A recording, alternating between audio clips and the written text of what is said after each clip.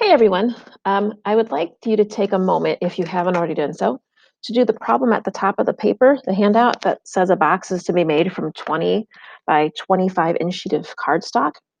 So this is something you would have learned how to do last year in honors pre-calc that you can do without any calculus. So you'll put in your calculator and you'll find a maximum on your calculator. When you try it, the answer you should get is that the square should be a measurement of 3.681 inches per side. If you don't get that, let me know. We can talk about it tomorrow in class. But I would really like to focus on our optimization questions that use calculus today. So if you need some help with the first one, maybe after I teach you all the steps for the calculus method, you will actually want to use calculus to do it. So we'll see. All right, so optimization, again, we did it last year, but what we did was all obviously without calculus. Well, now you know a bunch of good stuff about calculus, so hopefully you'll be able to apply the calculus to these old types of problems. So these are kind of the 5 steps that you need to use to do optimization problems in calc. And these steps or something similar can be found, I believe, on page 208 in your book. So you first want to draw a picture. Okay, so that's really a big piece of the puzzle. And if you can't draw a good picture, it doesn't really matter. Sometimes just drawing a picture will be enough to help you understand the situation. Then you want to write some sort of a model. So develop a model for it. You're going to want to use formulas. So a lot of times the formulas will involve area or perimeter. Maybe it'll be some sort of a parabola or some sort of a function that you know. There might be volume involved. So those are the general functions you'll see. You want to determine the appropriate domain. Sometimes the domain will be closed. Sometimes the domain will be open. You want to determine the critical points, and that's going to come from taking the derivative. And if it's a closed domain, then you'll want to consider the endpoints. This is something that AP loves to ask you to do. So please make sure you're paying attention to this. And then obviously you want to solve. And this is where all the work happens, but it's really the last thing that you should be doing.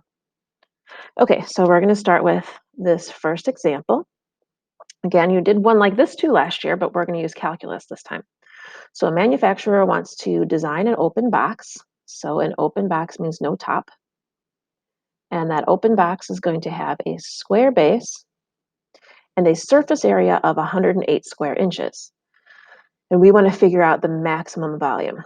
So first of all, if it's a base, that's a square, I'm going to put x's on those two sides. And I am going to call this the height of the box. So you're going to usually create 2 equations. One of them will be what we'll call the primary equation. The primary equation is what you are optimizing. And then your secondary equation. And your secondary equation is the one that you're going to substitute some sort of a value into. So you were told in this problem that the surface area was 108.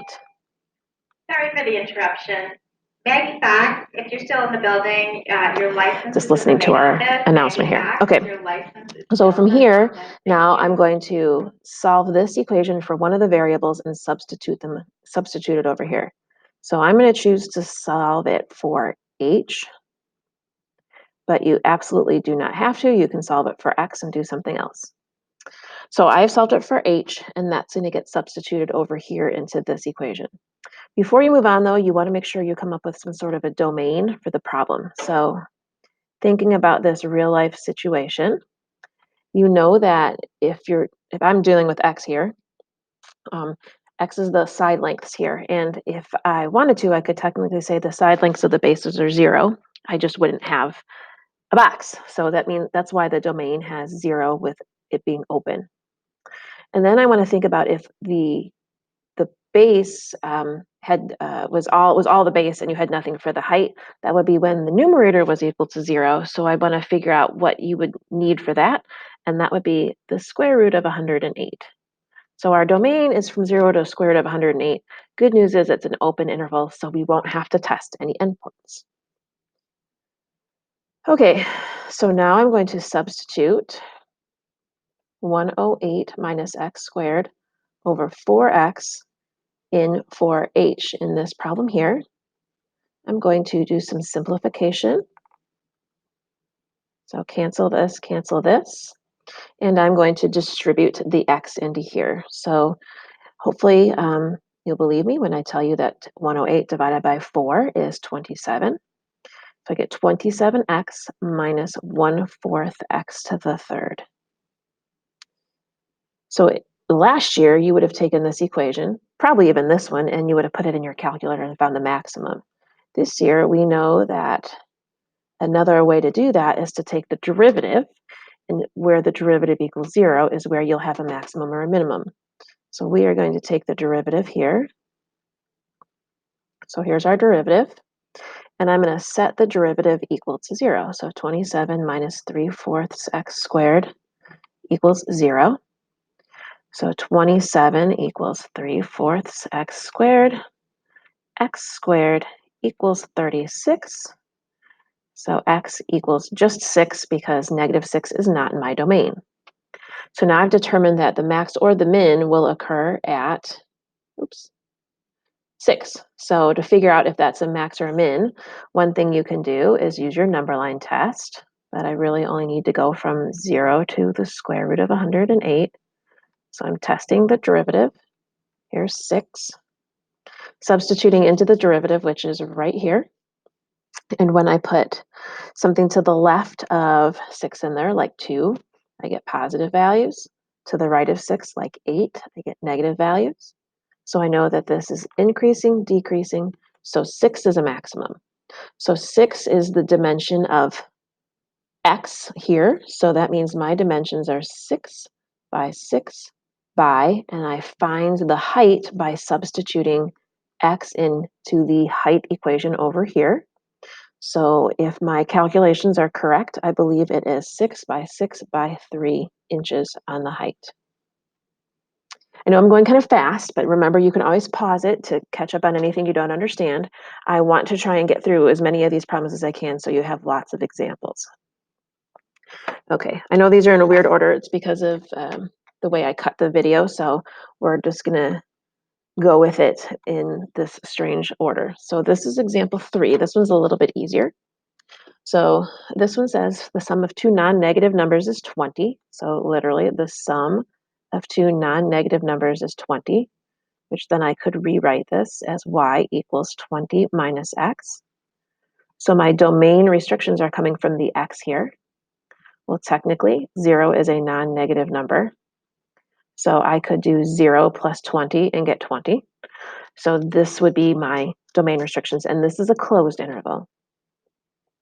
Right, so I've dealt with the first sentence. Then it says find the numbers if the sum of their squares is to be maximized. So the sum of the squares would be x squared plus y squared, and I'm going to call that s. So now I'm going to take and substitute 20 minus x in for y. And you are welcome to distribute if you'd like, so multiply this out. But I'm just going to take the derivative here and use the chain rule. So ds dx will be equal to 2x plus 2 times 20 minus x, and then the derivative of negative x is negative 1. I'm going to put the negative out there.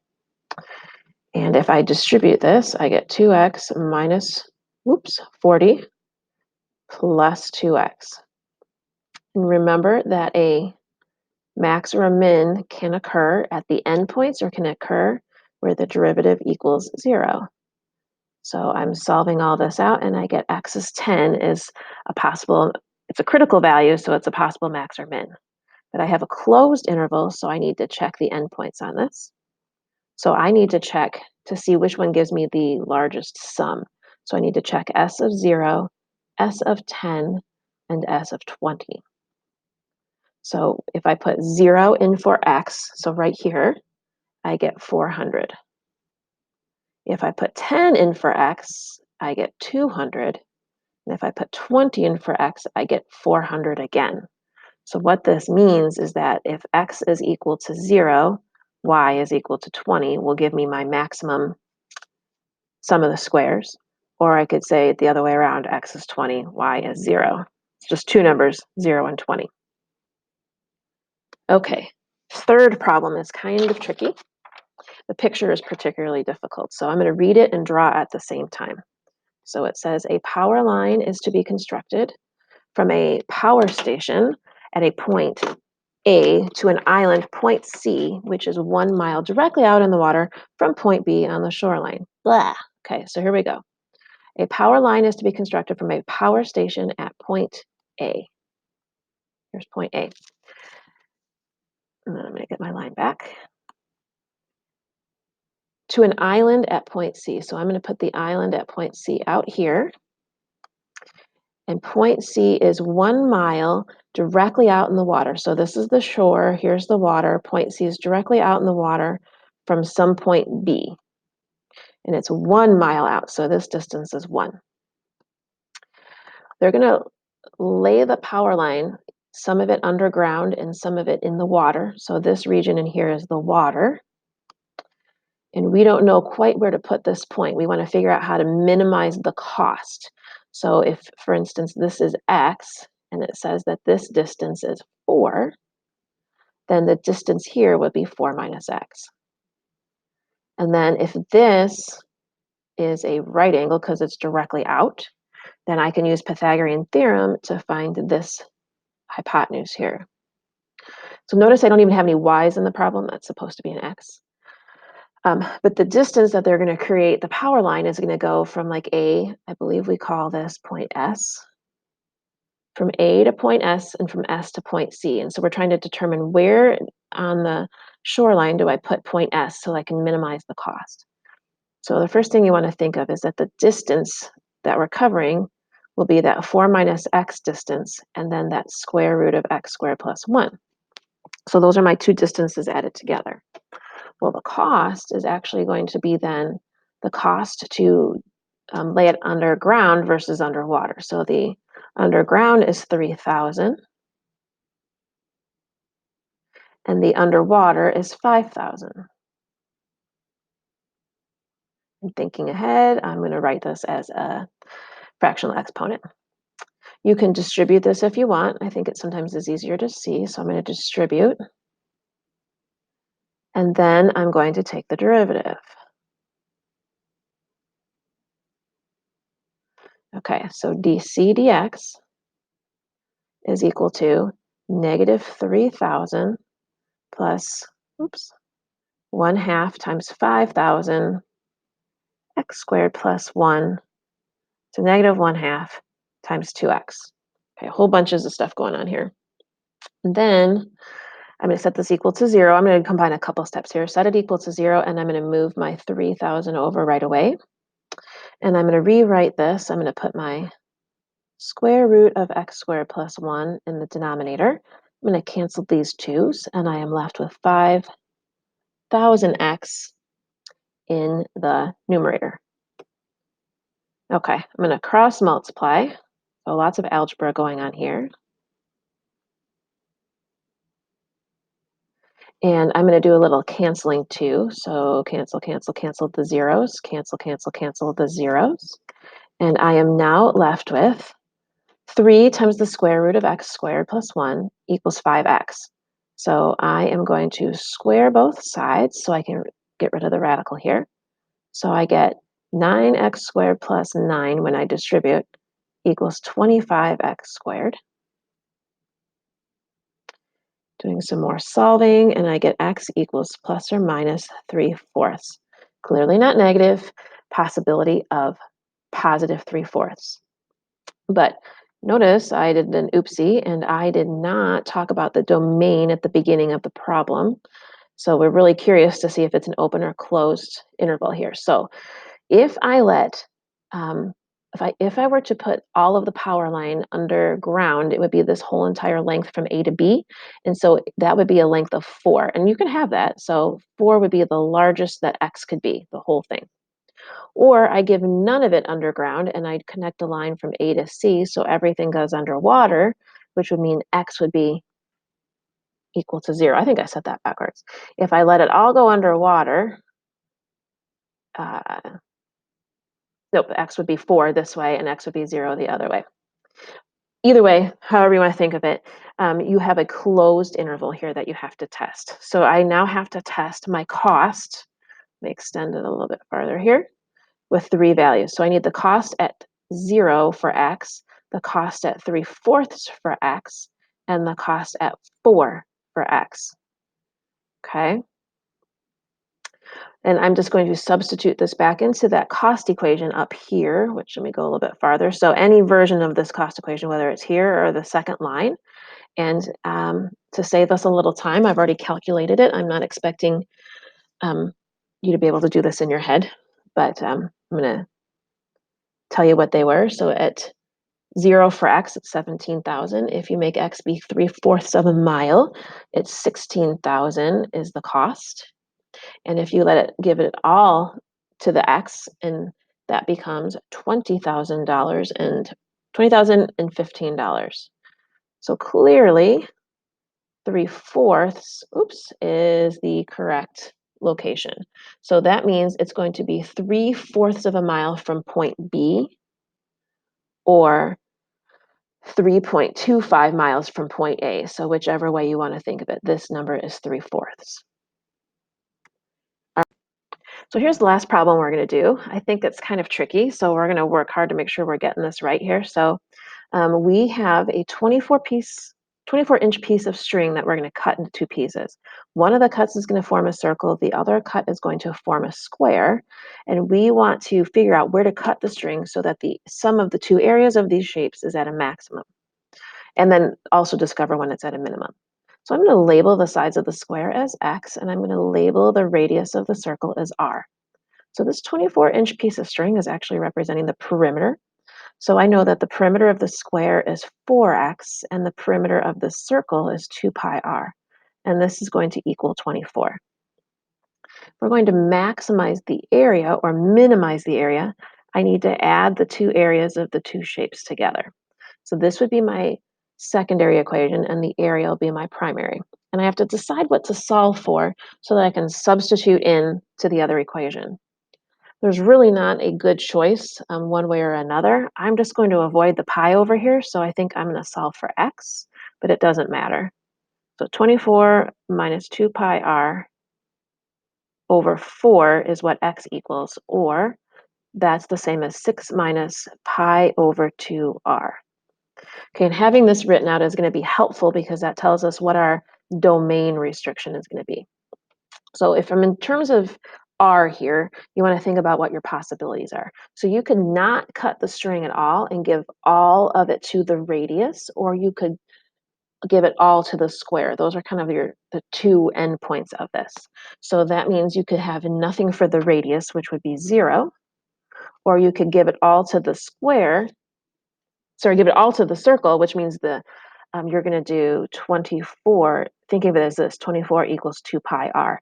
The radius is, or the circle is getting all of it. So that endpoint becomes 12 over pi.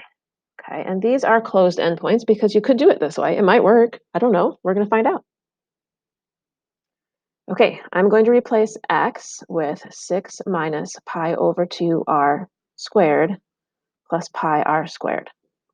I'm not going to bother squaring this because I'm taking the derivative anyways, and I'm just going to use my chain rule to do it. So I get 2 times 6 minus pi over 2r to the first power. The derivative of the inside is negative pi over 2. And then the derivative of pi r squared is 2 pi r. Okay, so then I'm going to simplify this a little bit. And when I simplify it, I am going to get, let's see, I'm going to distribute and reduce all at the same time. I get 6 pi plus pi squared over 2r plus 2 pi r. And I need my derivative to be equal to 0, so I'm going to set it equal to 0. Move the 6 pi over, pi squared over 2 plus 2 pi. I'm factoring out an r, and I'm going to divide by that lovely mess. Okay, so that looks pretty ugly, but trust me when I tell you that this simplifies to 12 over pi plus 4. So if you don't believe me, go ahead and give it a try, but that's what it's going to become. Oops, that's a 4. And this is about 1.680. So I found a critical value of 6.180, and now I need to test to see what is the maximum and what gives us the minimum. And remember, we had those two endpoints we just found. So r could be 0. So if r is 0, I'm putting that into my area function. That's going to go here. So let's see, that's going to give me 36, right? So 0 in for r right here, and here gives me 36. Then my middle value is 1.680. So that's going in for r into that equation. And that gives me approximately 20.164 for my area. And then I have to test that other endpoint, which was 12 over pi. And when you test to 12 over pi, you get that the area is approximately 45.837. So you can see that the minimum occurs at that critical value of 12 divided by pi plus 4, and the maximum occurs at that endpoint of 12 over pi. So actually making the circle get all of the string. All right, I hope all of that is starting to make sense. We will be spending more time on this stuff, so don't get too frustrated and come tomorrow with questions.